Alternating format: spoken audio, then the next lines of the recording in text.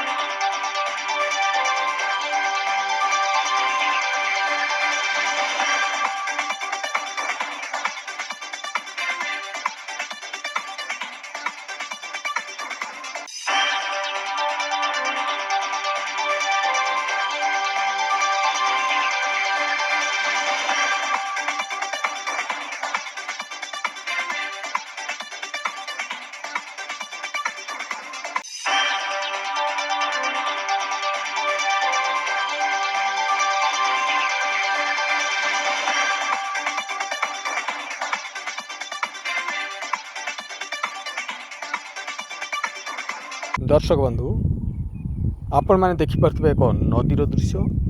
ए नदी हूँ पुण्यतया भद्रणी नदीर सभ्या कावेरी पीठ, जो से नदी गर्भरे एक सुंदर सुसज्जित बोईत भासुथिबार दृश्य देखा मिलूँ।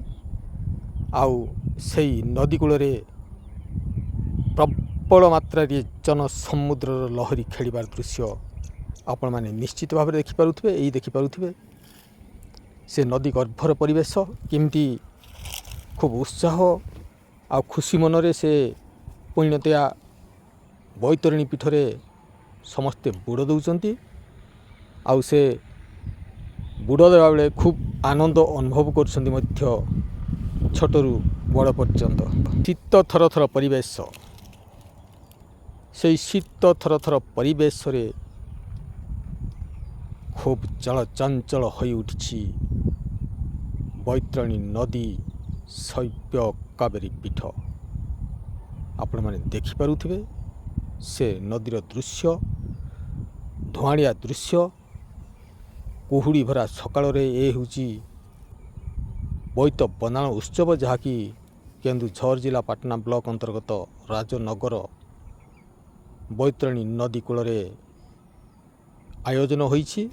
आपण मैंने देखिपे कि नदी गर्भरे केमती डंगा छोट छोट डंगा मान भासुची, आ लोक मैंने डंगा भसाऊ थांती मध्य। आपण मैंने निश्चित भाव में अनुभव करिपारुथिबे शीत सकाळर ठंडा परिवेश को। देखंतु दर्शक बंधु, बैतरणी नदी गर्भरे केमती छोट छोट डंगा मान भासुची।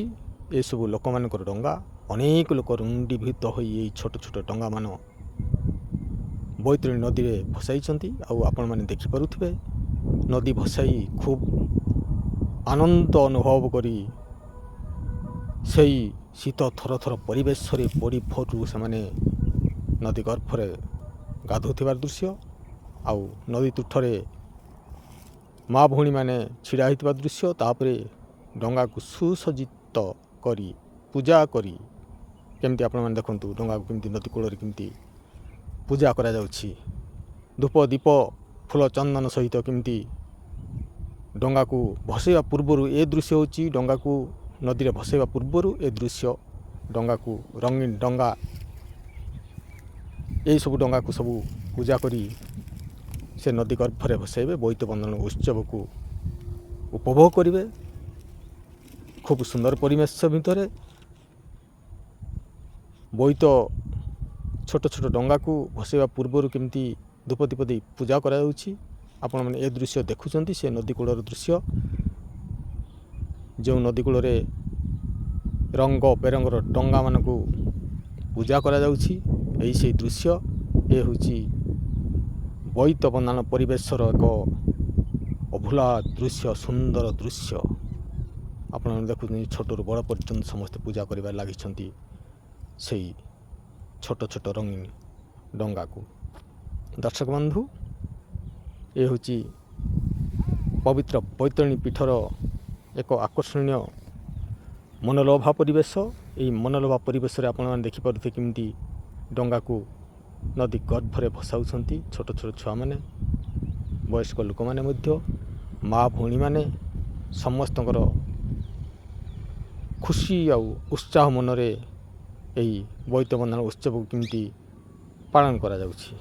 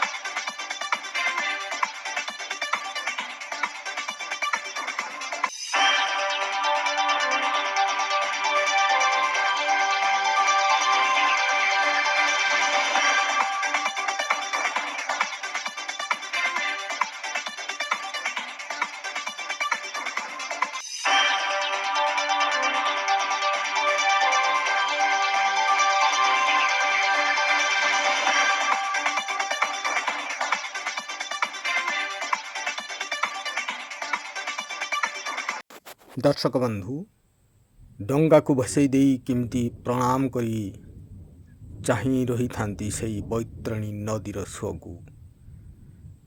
ଯେଉଁ ସୁଅର ପାଣିରେ ଦୋହଲି ଦୋହଲି ଡଙ୍ଗାମାନେ ଭାସି ଯାଉଥାଏ, ଏସବୁ ମନୋରମ ଦୃଶ୍ୟ ସତେ ଯେମିତି ଜଣାଯାଏ ବିହଙ୍ଗ ବିପ୍ଳବ ଏଠାରେ ସୃଷ୍ଟି ହୋଇଛି। ଚିଲିକାର ଭ୍ରମ ସୃଷ୍ଟି ହୋଇ ପକ୍ଷୀମାନେ ଜଳ କ୍ରୀଡ଼ାରେ ମାତିଛନ୍ତି।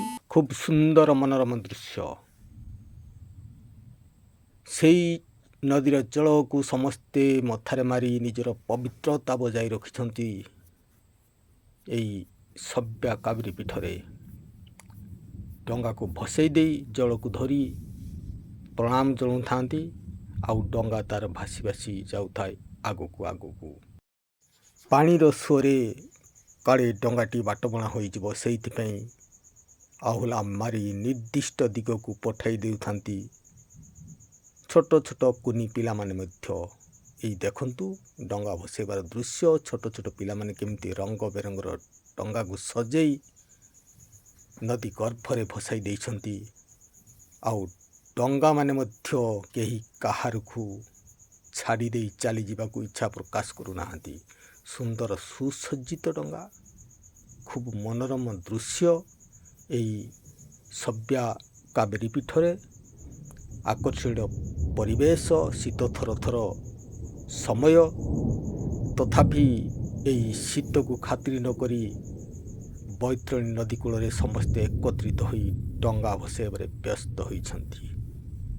ଦର୍ଶକ ବନ୍ଧୁ, ଆପଣମାନେ ଦେଖନ୍ତୁ, ଛୋଟ ଛୁଆ ହେଉ କିମ୍ବା ବୟସ୍କ ଲୋକ ହେଉ, ସମସ୍ତେ ଡଙ୍ଗା ଭସାଇବାରେ ବ୍ୟସ୍ତ ଏହି ପବିତ୍ର ବୈତରଣୀ ନଦୀ ଜଳରେ।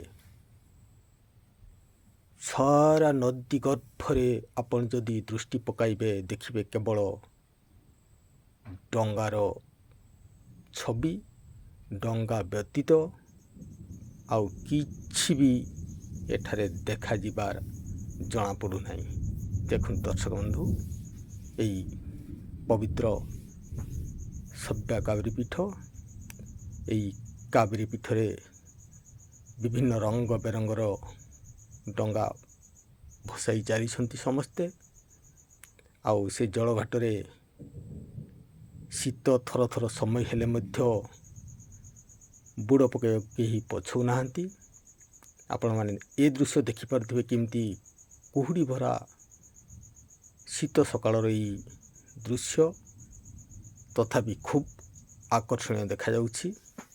ଆଉ ସମସ୍ତେ ଖୁସି ମନରେ ଆଦର ସହକାରେ ଖୁବ୍ ଭକ୍ତି ଓ ବିଶ୍ୱାସ ଦେଇ ଡଙ୍ଗା ଭସାଇବାରେ ବ୍ୟସ୍ତ ହୋଇଛନ୍ତି। ଆଜି ଚଳଚଞ୍ଚଳ ହୋଇ ଉଠୁଛି ଏହି ସଭ୍ୟା କାବେରୀ ପୀଠ। ଏ ହେଉଛି ବୋଇତ ବନ୍ଦାଣର ଉତ୍ସବ। ଖୁବ୍ ମନୋରମ ପରିବେଶ। ଆଜି ଏହି ବୋଇତ ବନ୍ଦାଣ ଉତ୍ସବରେ ବୈତରଣୀ ନଦୀ ବି ନିଜକୁ ବହୁତ ଗର୍ବିତ ମନେ କରୁଛି। ଦୀର୍ଘ ଗୋଟିଏ ବର୍ଷ ପରେ ସେହି ବୈତରଣୀ ଗର୍ଭରେ ଭାସୁଛନ୍ତି ଏବେ ଛୋଟ ଛୋଟ ଡଙ୍ଗାମାନ। ଆପଣ ଦେଖିପାରୁଥିବେ ଏ ସୁନ୍ଦର ପରିବେଶ, ସୁନ୍ଦର ଦୃଶ୍ୟକୁ, ଆଉ ଉପଭୋଗ କରିପାରୁଥିବେ ନିହାତି ଏ ବୈତରଣୀ ନଦୀରେ କେମିତି ବୋଇତ ବନ୍ଦାଣ ଉତ୍ସବ ସୃଷ୍ଟି ହୋଇଛି।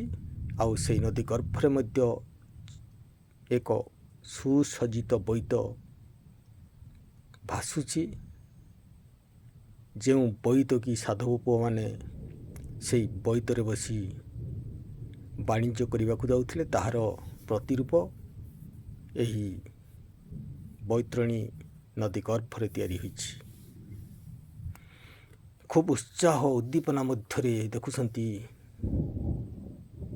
ବୋଇତ ବନ୍ଦାଣର ଦୃଶ୍ୟ। ଏ ଦୃଶ୍ୟ କେବଳ ଆଜିକାର ନୁହେଁ, ଏହି ବୋଇତ ବନ୍ଦାଣ ଉତ୍ସବ ଖୁବ୍ ଐତିହାସିକ, ବହୁ ପୁରାତନ। ଏହି ବହୁ ପୁରାତନ ବୈତରଣୀ ନଦୀର ସଭ୍ୟା କାବେରୀ ପୀଠ ଆମ କେନ୍ଦୁଝର ମାଟିର ଗର୍ବ। ଆଉ ଏହି ବୋଇତ ବନ୍ଦାଣ ଉତ୍ସବରେ କେବଳ ଆଖପାଖର ଅଞ୍ଚଳର ଲୋକମାନେ ଆସି ଯୋଗ ଦେଇଥାନ୍ତି ତାହା ନୁହଁ, ବହୁତ ଦୂର ଦୂରାନ୍ତର ଲୋକମାନେ ମଧ୍ୟ ଆସି ଏଠି ବୋଇତ ବନ୍ଦାଣ ଉତ୍ସବରେ ସାମିଲ ହୋଇଥାନ୍ତି।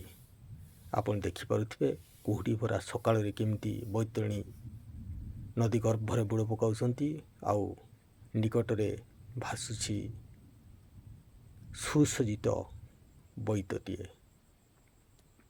ଆପଣମାନେ ଦେଖିପାରୁଥିବେ କେମିତି ଖୁବ୍ ଆଡ଼ମ୍ବର ସହକାରେ, ଖୁବ୍ ସୁନ୍ଦର ପରିବେଶ ଭିତରେ ଆଜି ହଜିଯାଇଛନ୍ତି ଏହି ବୋଇତ ବନ୍ଦାଣ ଉତ୍ସବର ନିଆରା ଦୃଶ୍ୟ ମଧ୍ୟରେ।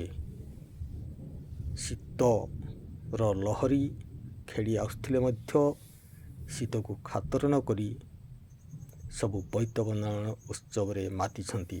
ଆପଣମାନେ ଦେଖିପାରୁଥିବେ ଏ ହେଉଛି ଛୋଟ ବଜାର, ଯାହାକି ଏହି ବୋଇତ ବନ୍ଦାଣ ଉତ୍ସବରେ ବଜାର ବସିଛି। କେବଳ ବୋଇତ ବିକ୍ରି ସହିତ ଅନ୍ୟାନ୍ୟ ଜିନିଷ ସତେ ଯେମିତି ଜଣାଉଛି ଏହା ଗୋଟିଏ ନିୟମିତ ବଜାରର ଦୃଶ୍ୟ। ଏ ଦୃଶ୍ୟକୁ ଆପଣମାନେ ଦେଖିଲେ ଜାଣିପାରିବେ ନାହିଁ। ତେଣୁ ଆଉ ଏହି ବୋଇତ ବନ୍ଦାଣ ଉତ୍ସବରେ ନିଜକୁ ସାମିଲ କରିବା ପାଇଁ ଦର୍ଶକ ବନ୍ଧୁମାନଙ୍କୁ ମୋର ବିନମ୍ର ଅନୁରୋଧ। କେନ୍ଦୁଝର ଜିଲ୍ଲାର ଏହି ରାଜନଗରଠାରେ ଥିବା ଐତିହାସିକ ଶୈବପୀଠ ବୈତରଣୀ ନଦୀ କୂଳର ସଭ୍ୟା କାବେରୀ ପୀଠକୁ ବୋଇତ ବନ୍ଦାଣ ଉତ୍ସବରେ ଆସିବାକୁ ଯେମିତି ଭୁଲି ନ ଯାଆନ୍ତି। ଆମ ଭିଜିଟ୍ କ୍ଲବ୍ ଓଡ଼ିଆ ତରଫରୁ ଅଗଣିତ ଦର୍ଶକମାନଙ୍କୁ ଆମର ନିବେଦନ ରହୁଛି, ଅନୁରୋଧ ରହୁଛି,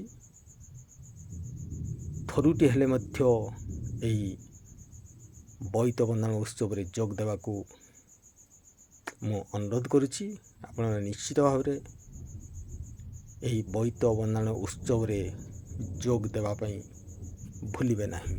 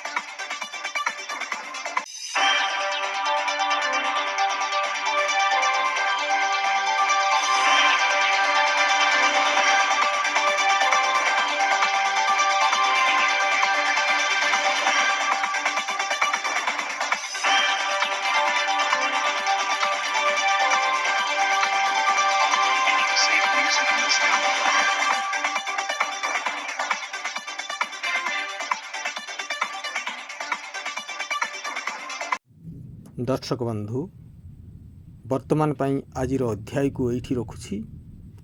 पुणी देखा हो आ एक नूतन अध्याय नूतन स्थान रे। वर्तमान पाई विदाय दियंतु। रहुछि। नमस्कार।